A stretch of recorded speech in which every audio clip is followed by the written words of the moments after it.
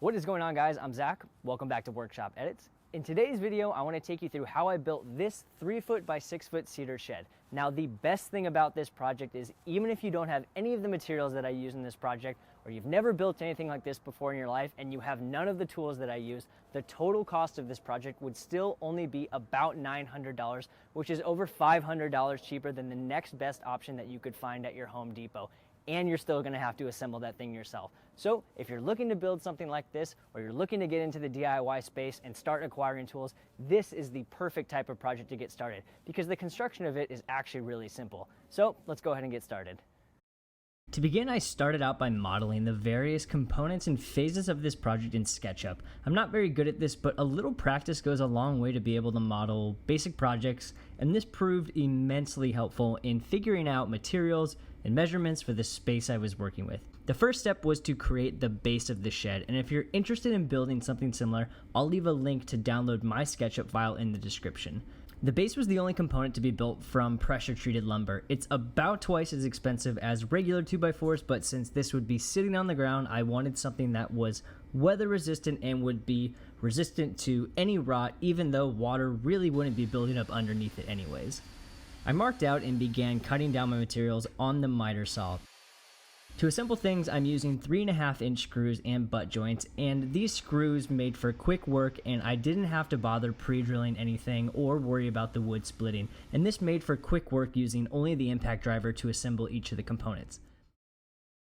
Now, I bought 3 pressure-treated 2x4s, and in reality I needed more, but I ended up using just a regular 2x4 for the inside supports of the piece. These would be floating off the ground, so not really a big deal.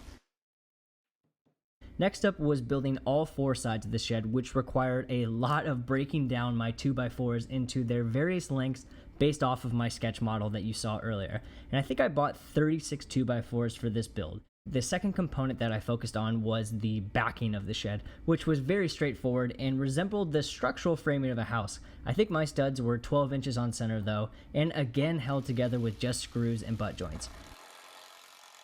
Now, I designed the roof to overhang the outside walls and the front of the shed, and this was just to protect from any rainfall and hitting the sides of the shed. Again, it wasn't really a big deal, but also aesthetically it looked a lot better. I added 2 additional cross supports that matched up with the base of the structure so that it could rest on top, and I could use some longer screws at the end of the project to attach things together. You'll see how this all comes together at the end of the project.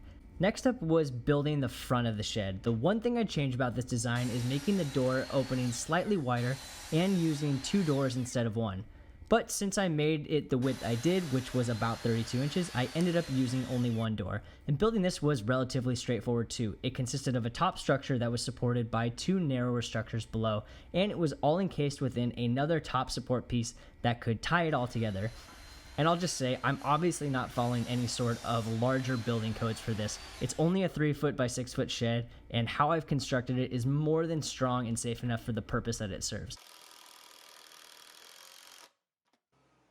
Last step was to create 2 sidewalls that sloped up from the back piece to the front, and I ended up going back to my SketchUp model to figure out what that sloping angle was so that I could set the miter saw and rip a slight angle on top of the piece so that the pitch was consistent across the vertical supports. Now, to make sure things were square when assembling, I used an extra lateral piece that was the same width as my base to make sure that my outside vertical supports were the same width, and then I screwed all 4 of those pieces together.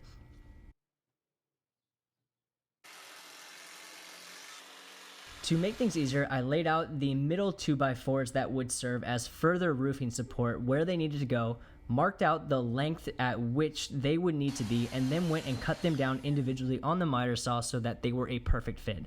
And then again, just some screws to hold things in place. And then I just repeated the process for the other wall. Next up was the fun part of removing rose bushes on the side yard where the shed would be.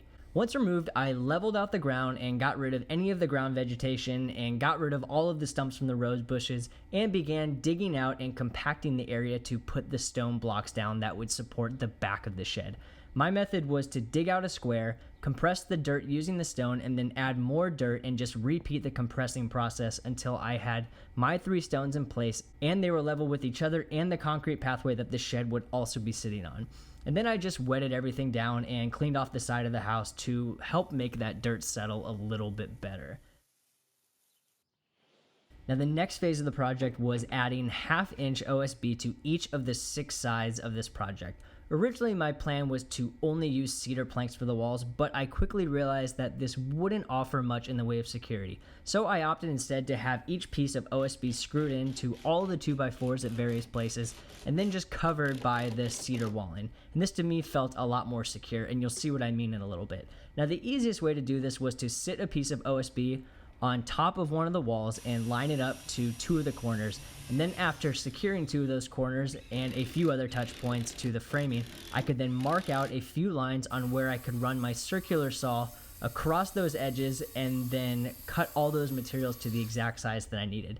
And then I'd go back and add more screws everywhere I could, and then just repeat that process over and over for each wall until all 6 sides were completed. And this was much easier than trying to measure and cut to size and then attach. And the OSB really helped in adding some shearing strength to this build overall. Now once each piece was framed and the OSB was attached to it, it was time to begin final assembly. And this was the last thing I did before the end of the day. Now I moved the base structure into its final place and then one by one attach each wall to the base using a series of 3-inch screws and my impact driver. The first wall was incredibly heavy, so I carried it into place and then my wife helped me scoot it into its final position and hold it vertically while I drove in the first set of screws. And this didn't have to be plumbed yet, as I'd make sure all that was taken care of as I added the adjacent walls. And I think I used 6 or so screws for each of the base pieces, and this felt more than secure. And you see me putting this little piece in place just in case it wanted to tip over forward on top of me. That would have been bad. So my design for the side pieces was actually about 1.5 inches shorter than it needed to be, and rather than trying to extend it and messing up my design, I simply added in a second 2x4 at the base that I could then rest the corresponding wall on top of, and again everything was secured using a series of 3-inch screws. Now since I didn't have an extra set of hands at this point, I used a clamp to bring the 2 adjoining walls together and make sure that they were perpendicular to the ground and each other, and then drove in more screws to attach those walls together. The last piece of the puzzle was the front part, which I was just tall enough to carry in by myself, and it was damn heavy. And I again placed it where it needed to roughly go and then scooted it into its final place, and then used a clamp to pull the 2 pieces together and drove in some more screws, and repeating this process on the other side. And at that point it was getting dark, so I decided to call it for a day, and I felt incredibly productive. Now the next morning I got to work on the door, and this was a really simple structure, just 4 2x4s butt jointed together and then held again with screws, no pre-drilling or anything.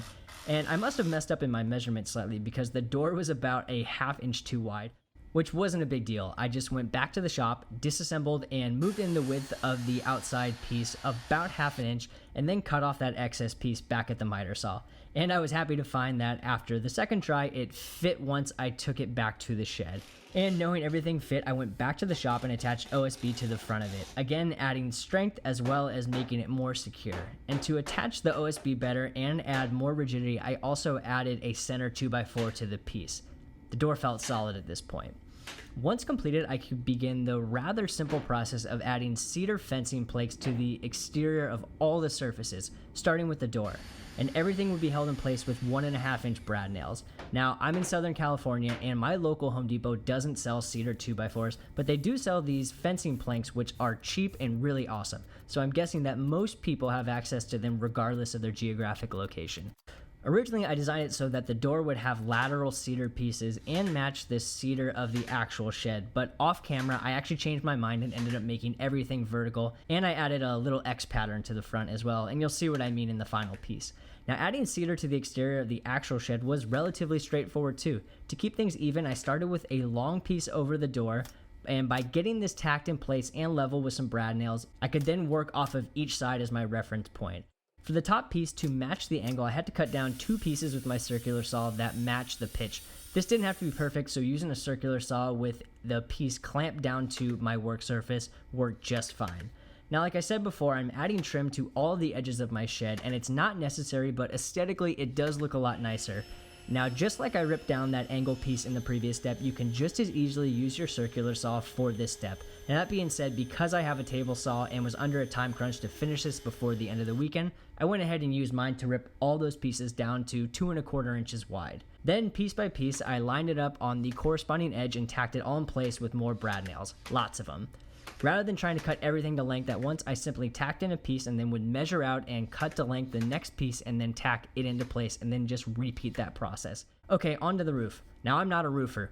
I've never installed a roof, and I did about an hour of previous research to figure out what I would likely need for this project. I came to the conclusion that because I'm in Southern California where it barely rains, and that this isn't a house, and it was only about $30 in total roofing materials, that I really only needed one thing of laminated shingles in the color of my choice and some roofing nails to make this structure complete. I did follow the directions on the back, which was as easy as starting with a bottom row and in a corner, nailing in the appropriate amount of nails to hold down a piece along the chalk line, and then repeating that process with a staggered pattern all the way to the top.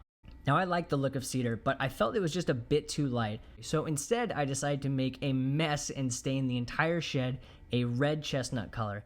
With everything assembled and stained, the final step was to assemble the door. To begin, I cut some scraps of OSB and brad nailed them into the inside frame of the door so that I could hold the door in place when putting on the hinges. I also used some very thin scraps that I had on hand as spacers on the floor so that the door could sit on top of them while I attached it, and then when I removed them, it wouldn't drag on the ground. Now, I'm using some exterior gate hinges for this, and the screws they came with were incredibly small and wouldn't penetrate through the cedar and the OSB into the studs, so I chose to use some more of the 3-inch screws that I had on hand.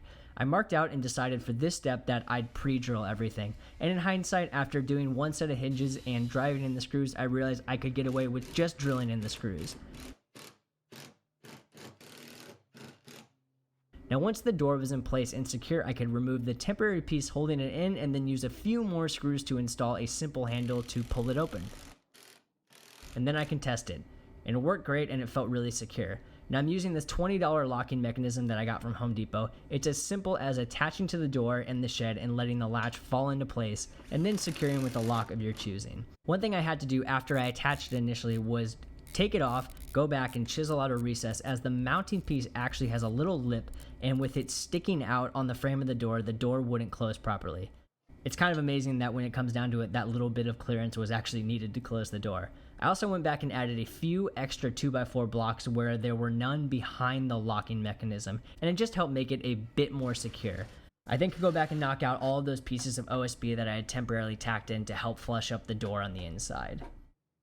Last step was securing the roof, and I left this as the last step as not having it secured made it easier to stain and move the roof around slightly to get into those hard to reach places. To keep the door from swinging past where it needed to be, I used a tiny piece of cedar and brad nailed it to the floor. It's very small, but it works perfect to prevent the door from swinging in past where I want it to.